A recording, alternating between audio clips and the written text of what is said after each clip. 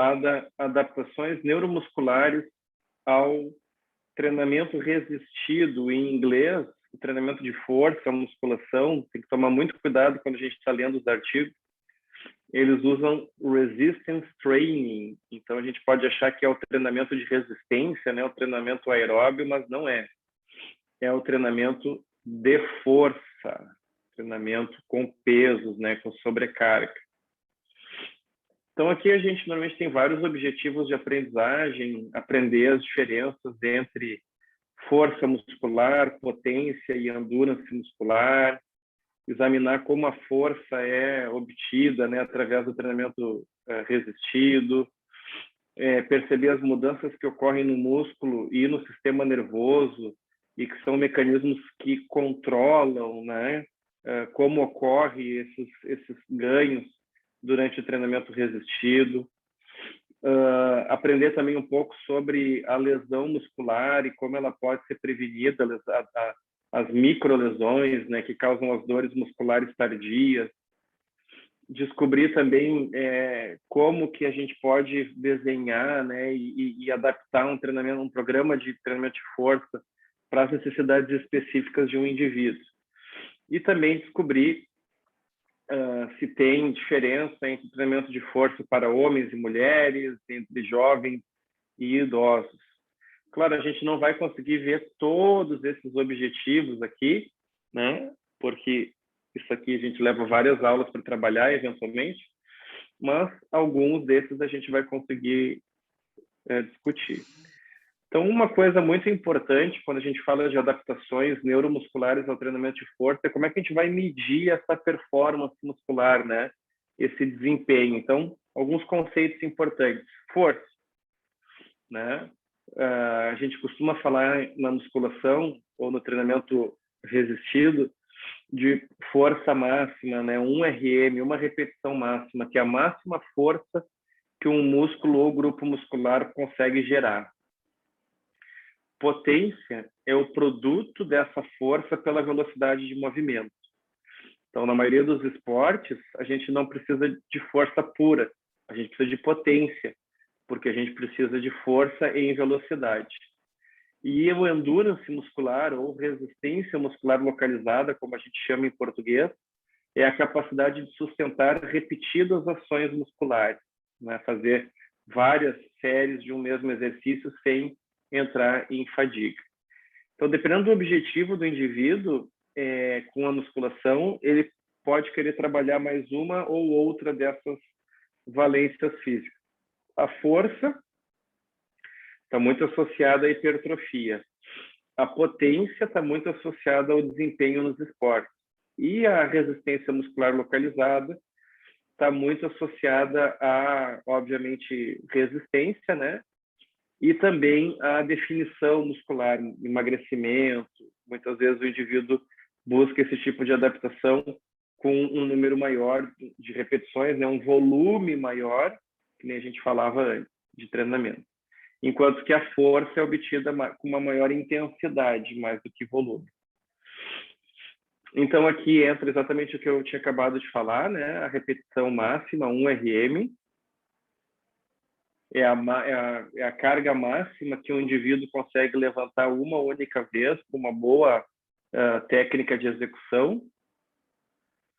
A potência, ela tem uma aplicação funcional da força em velocidade, é um componente chave para a maioria dos esportes, né? E aqui só lembrando a equação, né? Que potência é força por velocidade, né? Força vezes distância dividido pelo tempo. Enquanto que o endurance muscular, que é a resistência muscular localizada, ela pode ser avaliada, né, pelo número de repetições que alguém consegue realizar a partir de um percentual desse 1 RM. O 1 RM é a carga máxima, a força máxima, é o nosso 100%. Bom, e se eu tiver com 80% de 1 RM, quantas repetições eu consigo realizar? E a 90% de 1 RM, né? E essa endurance muscular, ela aumenta, né? Quando eu ganho força muscular também. E ela também está aumentada, principalmente quando ocorrem mudanças no metabolismo muscular local e na função circulatória. Então, para eu aumentar a minha endurance muscular, eu preciso ter, como eu já vinha falando antes, uma grande atividade de enzimas aeróbias dentro do meu músculo, principalmente enzimas como a citrato sintase, que é uma enzima muito importante dentro do ciclo de Krebs, e outras enzimas como a lactato desidrogenase, que é muito importante também nas relações com o processo de glicólise aeróbia. Mas eu também preciso ter um aumento da minha capilarização muscular para levar mais sangue e hemoglobina para o meu músculo. Eu preciso também ter um aumento da mioglobina, que é a hemoglobina muscular, para o meu músculo conseguir produzir energia aerobiamente. E eu também preciso ter um aumento na minha densidade mitocondrial, ou seja, no tamanho e no número das minhas mitocôndrias, porque são elas que produzem a energia oxidativa. Também é importante falar que a gente tem basicamente 2 tipos de fibras musculares no tecido muscular esquelético. São as fibras do tipo 1, de contração lenta, que são mais oxidativas, e as fibras do tipo 2, de contração rápida, que são mais glicolíticas, né? Então, no endurance muscular, eu vou estar estressando mais as fibras do tipo 1, enquanto que no treino de potência, de força, eu vou estar estressando mais as fibras do tipo 2. Então, alguns pontos-chave disso que a gente viu agora. Força muscular é a máxima quantidade de força que um músculo ou grupo de músculos consegue gerar. Potência muscular é o produto da força pela velocidade de movimento. E, embora 2 indivíduos possam levantar a mesma quantidade de peso, se um levantar essa carga mais rápido, né, ele ou ela está gerando mais potência que o outro. E a endurance muscular é a habilidade, né, a resistência de sustentar repetidas ações musculares ou ainda uma ação estática, né? Aqui a gente não falou muito da contração isométrica, contração estática, mas para eu sustentar também uma contração estática por um longo período de tempo, eu preciso de endurance muscular. Alguma dúvida até aqui? Alguma pergunta? Acho tudo tranquilo. Para mim, tudo. Então, aqui uma curiosidade. Você sabia que os treinamentos de força, né, os programas de treinamento de força podem produzir aumentos na força de 25% a 100% nos primeiros 3 a 6 meses? Isso é verdade.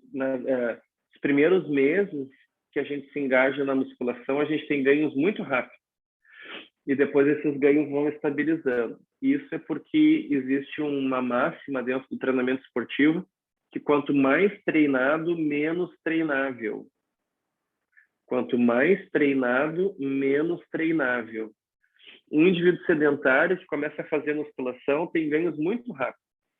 Alguém que está fazendo musculação já há muitos anos começa a ter ganhos cada vez mais lentos, né? Cada vez mais difícil tu conseguir ter novos ganhos com o treinamento.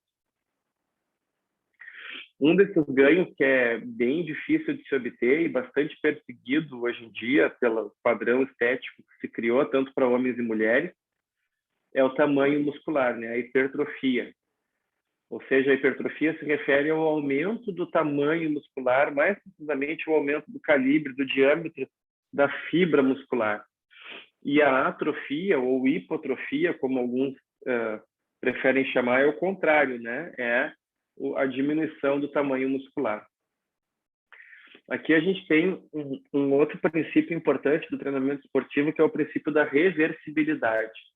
Qualquer um que já se engajou aí num programa de musculação sabe que quando a gente está fazendo musculação, a gente tem ganhos, né, de força, de hipertrofia muscular, e quando a gente para, a gente tem a reversão, né, a atrofia desse sistema. Isso porque o nosso corpo, ele percebe que se eu não estou exercitando, se eu não estou estimulando aquele tecido, por que ele vai manter aquelas células hipertrofiadas, né? Não tem porquê carregar aquele peso se não está tendo necessidade, não está sendo estimulado. Então, ele faz a atrofia. Outra coisa interessante é que hoje a gente vê muito, né, no Instagram, a galera e tal postando, né, os treinos e uma busca muito grande pela hipertrofia, né, muita gente postando vídeos, fazendo musculação, crossfit, entre outros métodos. Eu não sei se vocês sabiam, mas até os anos 80, o treinamento de força ele não era reconhecido pela medicina como um tipo de exercício de escolha. Não haviam muitas evidências científicas, né, nem na medicina, nem na educação física, que embasassem a prática do treinamento de força. Então, nos anos 80, o que era o principal método de exercício de escolha que médicos e professores de educação física recomendavam para as pessoas manterem a saúde, controlar o peso corporal? Era o exercício aeróbio, né? A ginástica aeróbica lá da Jane Fonda, a corrida do Cooper, né? Que inclusive o nome dele virou sinônimo, né? Cooper. Não sei se ainda na geração de vocês se fala isso, mas na época se dizia, você para dar um Cooper, né? Que era ser para dar uma corridinha. Isso devido a um médico, um cardiologista, acho que era cardiologista, chamado Kenneth Cooper, que era um cardiologista americano que nos anos 80 ele preconizava muito a atividade aeróbia para prevenir as doenças cardiovasculares. Depois, nos anos 90, o treinamento de força ele começou a ser aceito pela ciência, né? Pelas ciências da saúde e da vida. E começaram a surgir as primeiras evidências acerca dos benefícios do treinamento de força para a saúde e tal. E nos anos 2000, então, aí sim o treinamento de força explodiu, né? E hoje eu me arrisco a dizer que existem mais evidências a favor do treinamento de força na prevenção de doenças, promoção da saúde, que os próprios exercícios aeróbicos. Em muitas situações, o treinamento de força tem se mostrado superior ao exercício aeróbio na promoção da saúde e na prevenção e, às vezes, até no tratamento de doenças, né? Então, se a pessoa tem que escolher um tipo de exercício, ela não tem tempo de fazer musculação, o ideal, né, que o Colégio Americano de Medicina do Esporte recomenda é a tríade: treinamento de força, treinamento aeróbio e treinamento de flexibilidade. Mas se a pessoa não tem tempo de fazer os três, porque toma tempo, né, tu vai para academia para fazer alongamento, musculação e mais um cardio, que tu vai ficar lá 1 hora e meia na academia, né? Então, se tu não tem tempo de fazer os três, se tiver que escolher um, muitos cientistas estão sugerindo que se escolha fazer musculação, porque o treinamento de força tem se mostrado mais efetivo na prevenção de doenças, na promoção da saúde e no tratamento de muitas doenças. E a musculação também é muito efetiva no controle de peso corporal, né? Existia até pouco tempo atrás uma certa tendência de achar que o exercício de escolha para o emagrecimento é o exercício aeróbio, mas o treinamento de força também é bem efetivo no controle da composição corporal. Só que a força muscular ela envolve mais do que apenas o tamanho muscular. Nós também temos as chamadas adaptações neurais. O nosso sistema nervoso também se adapta com esse treinamento resistido, como a gente vai ver. Então, alguns resultados aqui do treinamento resistido, né? Aumento da massa muscular, do tamanho muscular, da hipertrofia, alterações no controle neural desse músculo treinado, a gente já vai falar um pouco mais sobre isso. E os estudos mostram que os ganhos de força também podem ser atingidos, né, sem mudanças no tamanho muscular, ou seja, eu posso ser forte e não ser muito hipertrofiado. É o velho exemplo aquele do Bruce Lee, né? O Bruce Lee era um cara magrinho, definido, mas que tinha uma força muito grande, porque a força dele vinha de adaptações neurais, era um treinamento que fazia com que o sistema nervoso dele soubesse recrutar muito bem as fibras musculares e produzir muita força. Então, ele não precisava ter uma massa muscular de um fisiculturista, e provavelmente era mais forte do que muitos fisiculturistas. E quais são esses possíveis fatores neurais dos ganhos de força na musculação? Um melhor recrutamento de unidades motoras para gerar mais força muscular,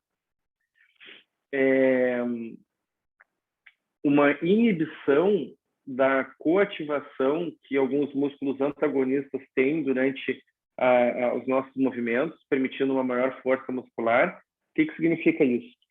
Toda vez que eu vou fazer um movimento, né, sei lá, vou fazer a flexão de cotovelo, tá? Que é um movimento que vai, para eu poder flexionar o cotovelo, né? A gente aprende em anatomia, em cinesiologia, quem é da educação física e fisioterapia, e quem faz a flexão do cotovelo é o bíceps braquial, o braquial e o braquioradial, né?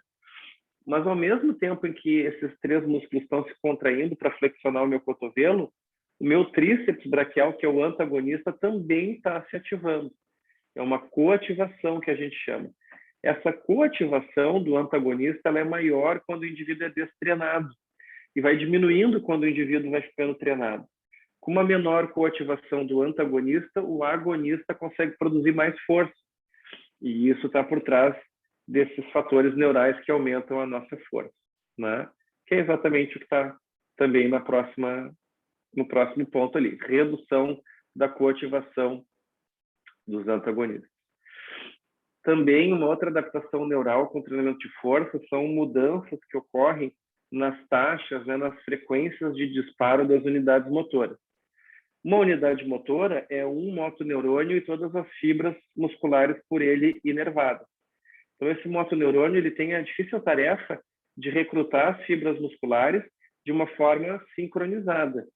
Quando a gente está destreinado na musculação, o meu motoneurônio, a minha unidade motora, não sabe fazer esse recrutamento. Com o treinamento, eu vou melhorando essas adaptações no sistema nervoso e vou ficando cada vez mais coordenado, né? Então, já devem ter notado que quando a gente está começando a fazer musculação, nos abdominais, isso é muito característico, tu vai fazer abdominais e tu te treme todo, né, para fazer os abdominais. E à medida que tu vai te adaptando e vai treinando os abdominais, o movimento vai ficando mais encaixado, mais fluido, mais coordenado. Isso tudo é por conta dessas adaptações neurais aí que a gente está falando. E também ocorrem mudanças na junção neuromuscular. Quem é que se lembra aí o que é a junção neuromuscular? Alguém se arrisca a dizer? É quando do neurônio com o músculo, para liberar acetilcolina na fenda sináptica. Isso. A junção neuromuscular é exatamente o local aonde o motoneurônio se conecta, né? Faz a sinapse com a fibra muscular e é ali que vai ocorrer toda a interação entre sistema nervoso e sistema muscular. Então, também ocorrem adaptações nessa junção neuromuscular, fazendo com que ela funcione de uma maneira mais adequada. Mas falando agora um pouquinho mais da hipertrofia muscular, ela pode ser de dois tipos. Uma hipertrofia transitória, que é aquela que ocorre logo após a sessão de treinamento ou durante a sessão de treinamento. Parei que eu vou ter que espirrar. Desculpa, pessoal. Me resfriei ontem e estou aqui bem alérgico. Então, assim, essa hipertrofia ela pode ser transitória, que é aquela que ocorre durante o treino, né? Que tem um pumping do músculo, que o músculo fica inchado durante uma sessão de exercício, mas aquilo é devido ao acúmulo de fluido, né? Vindo do plasma sanguíneo para o espaço intersticial no músculo. Então, essa hipertrofia, ela é transitória, ela não é permanente. Ela só vai acontecer durante o treino e depois de algumas horas o músculo vai voltar ao normal, né? Daí tem muita gente que vai dar uma passadinha na academia sexta-feira de noite, né, para dar aquele pump e depois sair para balada mais inchado. Essa hipertrofia transitória, ela também acabou gerando muitos mitos na musculação. Por exemplo, Se eu vou lá, treino, né? Faço esse meu pumping no músculo aí, ele fica bem inchado, daí eu me alongo depois do treino. O alongamento, ele vai permitir o quê? Ele vai favorecer uma descontração muscular, vai promover uma melhora do fluxo sanguíneo. Então, essa hipertrofia transitória vai passar mais rápido se eu me alongar depois do treino. Consequentemente, o que muitos praticantes de musculação erroneamente concluíram? Se eu me alongar, eu me hipertrofio menos. Mas não é que se eu me alongar, eu me hipertrofio menos. É que se tu te alongar, a hipertrofia transitória vai passar mais rápido. Ponto. Né? Mas esse alongamento não vai influenciar na tua hipertrofia crônica. Né? Aliás, às vezes o alongamento pode até auxiliar na hipertrofia crônica, porque ele pode causar mais microlesões, ele pode aumentar o comprimento da fibra, e isso vai fazer com que, no cômputo geral, a fibra tenha mais capacidade de aumentar no seu volume, visto que volume é uma coisa tridimensional, né? Que envolve comprimento, espessura, largura. Então, a hipertrofia crônica, ela é o aumento do tamanho muscular depois de um treinamento resistido de longo prazo, né? Então, após várias sessões de exercício, após vários meses, né, de treinamento. E ela ocorre devido a mudanças, principalmente no tamanho das fibras, né, hipertrofia da fibra muscular, mas também, segundo algumas evidências, ainda que isso seja bastante polêmico na área da fisiologia do exercício, também devido ao aumento do número de fibras musculares, a hiperplasia, né? É a famosa discussão hipertrofia versus hiperplasia. Isso é bem polêmico porque a fibra muscular ela é uma célula considerada pós-mitótica, ou seja, depois que a gente atinge a nossa maturação biológica final, né, teoricamente ela não faz mais mitose, não faz mais multiplicação celular. Não é que nem as células da pele. Mas alguns estudos já demonstraram, mesmo em seres humanos, que em treinamentos de força de alta intensidade, né, treinamento com atletas sérios assim de musculação, pode acontecer também a hiperplasia da fibra muscular, ou seja, o aumento do número de fibras. Mas para nós, a maioria dos mortais que vai fazer musculação, a principal adaptação é a hipertrofia da fibra muscular. Como é que acontece essa hipertrofia, né, que é a principal adaptação ao treinamento de força? Ela vai ocorrer porque o número de miofibrilas de actina, de filamento de actina e de miosina vão aumentar, resultando em um maior número de pontes cruzadas, né? Então, o aumento das miofibrilas vai fazer com que aumente o tamanho da fibra muscular. A síntese proteica do músculo também aumenta nesse período pós-exercício. Então, com aumento da síntese de proteínas dentro da célula muscular, ela vai aumentar de tamanho. E a testosterona, ela é um hormônio que exerce um papel muito importante na promoção do crescimento muscular. Ela é talvez o principal hormônio que regula a nossa hipertrofia, né? Como homens e mulheres possuem testosterona, sendo que os homens possuem em maior quantidade, ambos conseguem hipertrofiar a musculatura em adaptação ao treinamento de força, mas os homens têm mais facilidade de obter hipertrofia do que as mulheres. E o treinamento com maiores intensidades, né, com mais carga, parece causar uma maior hipertrofia do que treinamento com baixas intensidades. Então, é preciso gerar uma certa sobrecarga mecânica nos meus músculos, né, com um treino de mais alta intensidade, com mais peso, para que essa musculatura se hipertrofie.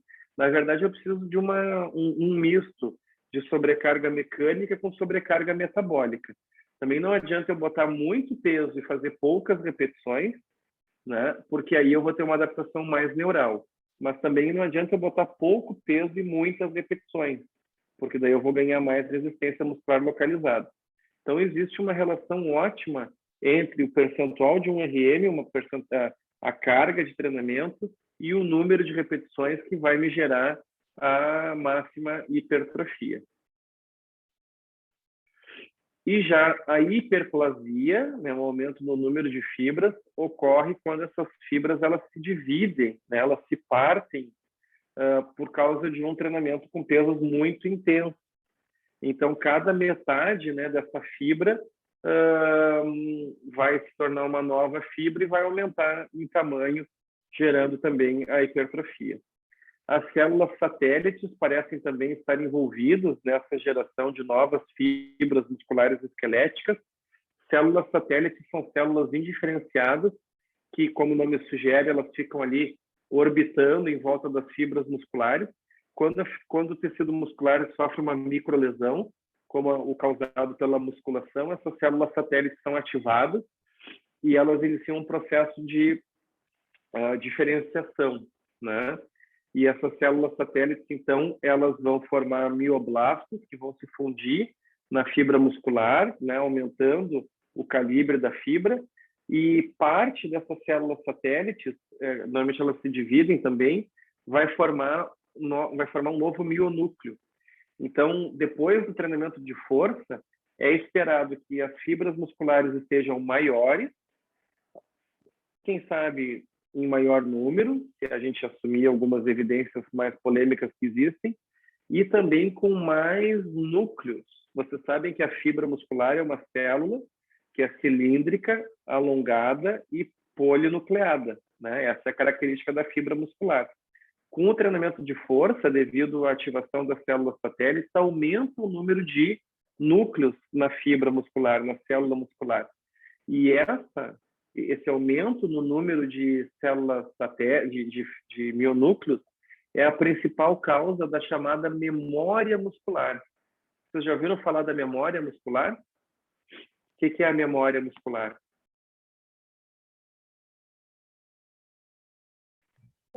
Eu acredito que tu vai ter já uma concentração maior de células satélites. E daí tu para de treinar e quando tu volta a treinar, tu meio que recupera os ganhos mais fácil. Exatamente, é isso aí. Quem já fez musculação uma vez, parou e volta, tem ganhos muito mais rápidos do que quem nunca fez, né? Então, isso é a memória muscular. E os estudos sugerem que o que está por trás dessa memória muscular é que após o treinamento de força, o número de núcleos aumenta. E quando tu para de treinar, embora a tua fibra atrofie, o número de núcleos não diminui. Então, quando tu volta a treinar, esse número de núcleos já está lá, que seria talvez um primeiro passo, né, antes da hipertrofia. Então, tu abrevia a tua talha, essa etapa do mecanismo, e ganha tamanho e hipertrofia, né, mais rapidamente. Então, a hiperplasia muscular já vem sendo demonstrada claramente em modelo animal, mas, embora as evidências sejam mais escassas, existem estudos sugerindo que ela ocorre em humanos também, tá? Então, aqui só para mostrar um exemplo de um estudo que foi feito nesse sentido, esse estudo aqui que foi feito com treinamento de força em gatos, né? Olha que interessante o desenho aqui do experimento, né? Lá dentro da gaiolinha onde o gato fica tem um reservatório de comida, né? Esse reservatório está ligado a um tubo que chega aqui no pratinho de comida do gato, e aqui tem uma alavanca. Com o tempo, o gato aprende que toda vez que ele aperta essa alavanca, cai a comida aqui no pratinho dele para ele comer. O que os pesquisadores fazem? Acrescentam uma carga. Então, cada vez que o gatinho vai agora querer comida, ele vai ter que fazer mais força, né, na manivela aqui para liberar comida. E com isso, tu está fazendo uma musculação para a pata do gato. Então, esse é um modelo de treinamento de força em gatos. E o que se percebeu nesse modelo? Essa hiperplasia, essa multiplicação do número de fibras, fazendo com que as fibras, então, ficassem em maior número e também maiores. Isso vai trazer também algumas questões relacionadas à ativação neural e essa hipertrofia das fibras musculares. Então, os ganhos mais precoces, né, os ganhos iniciais que a gente tem na musculação nas primeiras semanas, quando a gente começa a fazer treinamento de força, parece ser mais influenciada pelos fatores neurais. E, à medida que esse treinamento de força vai se prolongando, né, treinamento de força de longo prazo, parecem ter mais relação com a hipertrofia muscular. Então, isso nos leva a examinar esse gráfico aqui, que é o gráfico de Sale, que é um modelo para os fatores hipertróficos e neurais no treinamento de força. O que diz esse gráfico do Sale? Aqui no eixo vertical, a gente tem o percentual de contribuição para os ganhos na força máxima, né? E aqui no eixo horizontal, o tempo de treinamento em semanas. Então, a gente costuma chamar, na área da educação física, de treinamentos de curto prazo, aqueles que são em torno de 8 semanas, né? 2 meses aproximadamente. Nos primeiros 2 meses, o indivíduo ganha força na musculação, mas não tanto pela hipertrofia, mas sim pelos fatores neurais. Após 2 meses de treinamento, que a gente poderia começar a considerar como estudos de mais longo prazo, né, treinamentos de longo prazo, começa a ter uma inversão, aumenta a hipertrofia e diminui os ganhos neurais. Mas, ao mesmo tempo, nesses treinamentos de longo prazo, a hipertrofia ela vai começando a entrar num platô, vai ficando cada vez mais difícil ganhar hipertrofia. Por isso que, infelizmente, muitos praticantes de musculação acabam incorrendo no uso de esteroides anabolizantes para vencer esse platô aqui. Mas vocês da medicina sabem melhor do que eu todos os efeitos colaterais do uso de esteroides anabolizantes. E aí o que acontece? Outra dúvida que se tem, porque é muito difícil fazer estudos assim de tão longo prazo, é o que acontece depois de muitos anos de treinamento de força, em que o indivíduo continua ganhando força, mas muitas vezes a hipertrofia está cada vez mais difícil de ser alcançada. Será que os fatores neurais voltam a ser preponderantes, já que ele está ganhando força, mas não está mais ganhando hipertrofia? Essa é uma dúvida que persiste porque é difícil fazer estudos de tão longo prazo. O que se sabe é que o mecanismo responsável por esse platô na hipertrofia, que faz com que a maioria de nós, após alguns anos de musculação, atinja a nossa hipertrofia máxima e depois não consiga crescer muito mais, do ponto de vista muscular, tem relação com uma enzima chamada miostatina. A miostatina é uma enzima que nós humanos expressamos e que parece estar associada com a inibição do crescimento muscular. É ela que regula o quanto que eu vou conseguir ter de hipertrofia. E ela ela é muito geneticamente determinada, entre outras coisas, pelo nosso somatotipo, né, que é o biotipo do indivíduo.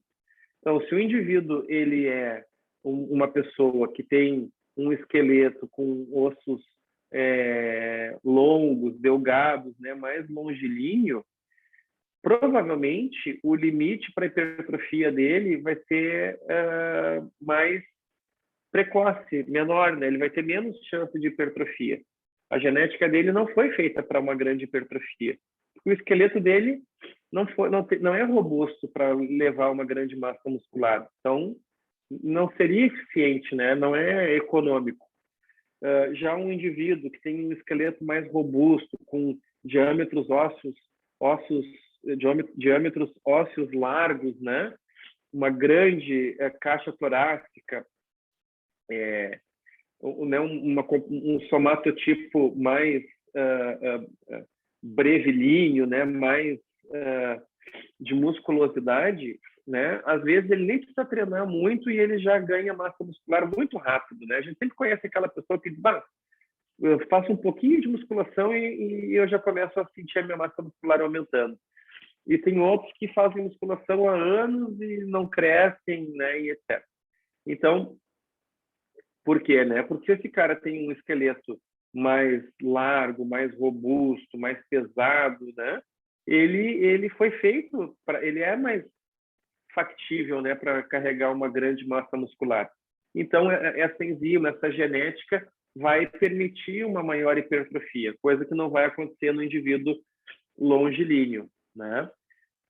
Bem, a gente deveria, teoricamente, ser feliz com o corpo que tem, né? E com o potencial genético que tem. Então, se eu não tenho genética para ser um halterofilista, bom, quem sabe eu tenho genética para ser um corredor, né? Quem sabe eu me envolvo em outra modalidade esportiva. Mas, infelizmente, parece que as pessoas elas botam na cabeça um ideal de beleza e se elas não tiverem um glúteo que nem a Instagramer tal, se não tiver um bíceps que nem o YouTuber outro, ela não vai ser feliz. E aí, se ela não tem a genética para isso, não tem jeito, ela não vai conseguir ter aquele glúteo, aquela coxa, aquele bíceps. A não ser que ela comece a se dopar, né?